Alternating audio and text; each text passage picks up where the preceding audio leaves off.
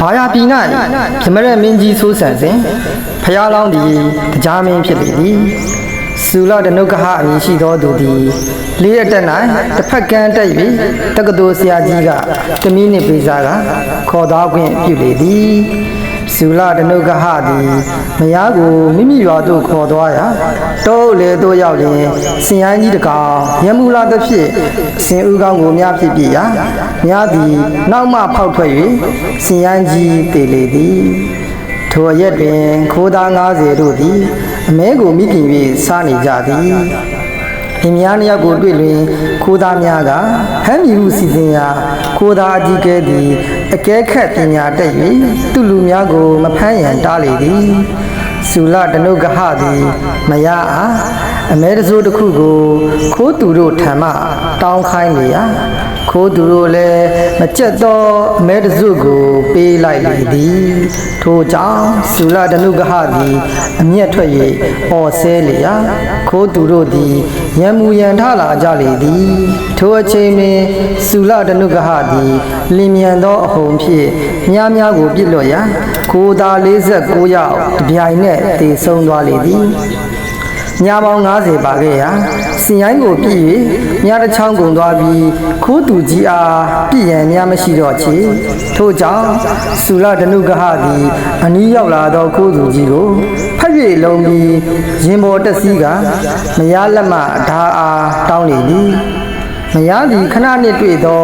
ခိုးသူကြီးကိုတက်မှတ်သွား၍လင်ကိုအသွားဘက်ပေးကတခိုးအားဓာယိုကန်လေသည်ထို့ကြောင့်ခိုးသူကြီးလည်းဆူလဒနုကဟကိုဓာဖြင့်အလွယ်တကူထိုးတက်လေသည်ထိုအချိန်တွင်ဆူလဒနုကဟမိန်းမသည်ခိုးသူကြီးရင်ခွင်တို့ပြေးကပ်ခါမိဘကပေးစားသောလင်ဖြစ်ပါသည်ခိုးသူကြီးကိုမြင်မြင်ချင်းနှစ်သက်သဖြင့်ဤသို့ကြံလိုက်ပါသည်ဟုပြောလေရာခိုးသူကြီးလည်းလန့်သွားပြီးမိဘပေးစားသောလင်ကိုပင်တေချောင်းကြံသည်လင်လမ်းပေါ်တွင်တွေ့ရသောငါအား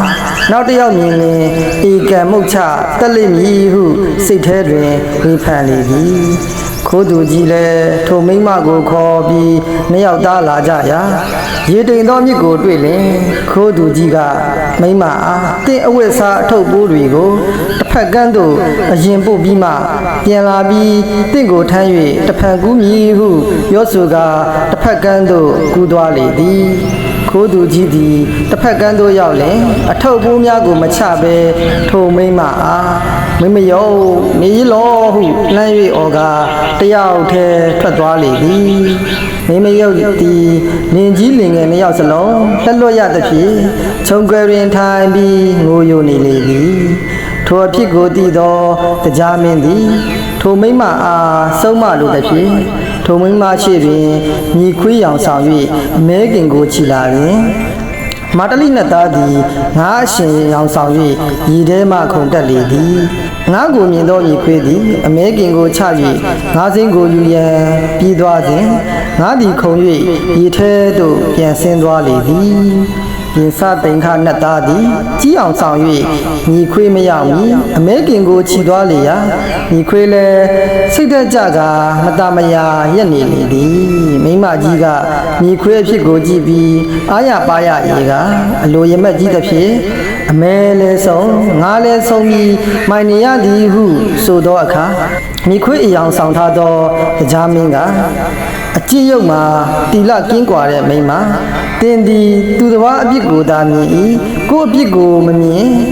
အဖေပေးစားသောလင်နှင့်အညောင်ထားသောလင်မှာဆုံးရှုံးရသဖြင့်ငါထက်တာနေသလိုပါပဲဟုဆိုရာညီခွေးမင်းတင်ပြောသလိုပါပဲဒါပေမဲ့ငါသည်ဒီအရက်ကသွားလင်တယောက်ထပ်ပြီးရနိုင်ပါသေးတယ်ဟုဆိုလေရာတရားမင်းကမြေခွက်ကိုခိုးတတ်သူသည်ရွှေခွက်ငွေခွက်ကိုလည်းဧကံမုတ်ချခိုးပေလိမ့်မည်ထို့အတူဖောက်ပြန်တတ်သူသည်လည်းစိတ်ကြွယ်ရာရောက်လင်ဖောက်ပြန်မည်မှာဧကံအမှန်ပင်ဖြစ်သည်ဟုပြောဆိုကာမိမိနေရသို့ပြန်သွားလေသည်ဤစက်တော်မှစကပုံလေးခုထပ်ပေါ်လာသည်ကိုမြင်ရလေသည်အသားလို၍အယိုတောင် ဆူလတနုကဟသည်မယားကိုခိုးသူတို့ထံအယုကိုပေးလိုက်ပါဟုတောင်းစေ၍